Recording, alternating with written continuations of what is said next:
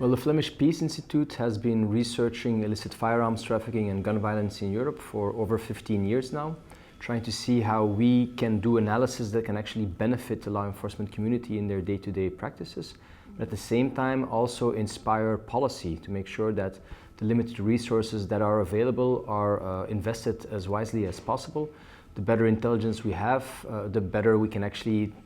do an effort in trying to combat the trafficking and prevent the violence. Well, in 2017 we started an important research project on illicit firearms markets in Europe and how terrorists, for example, were able to access these markets. And during that research we investigated countries from across Europe, including Ukraine, already indicating that there were a lot of weapons out there which could be trafficked to other parts of Europe. And this fear that was there already 7 years ago, it has only become more apparent, because right now we know that there are even more weapons out there, even less control, and therefore more risks for trafficking, but also for the use of these violence within the country. Well, we know that firearms are circulating in Ukraine.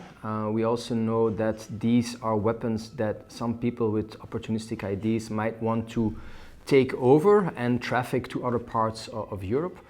So the big fear is if we don't take enough preventive measures right now, then we will actually have significant problems once the war ends. And in order to avoid these problems as much as possible, we have to right now start the networks, start the analysis, making sure that there is cooperation across borders between many European countries and of course with Ukraine. And it's also important to keep in mind that this problem of illicit firearms within Ukraine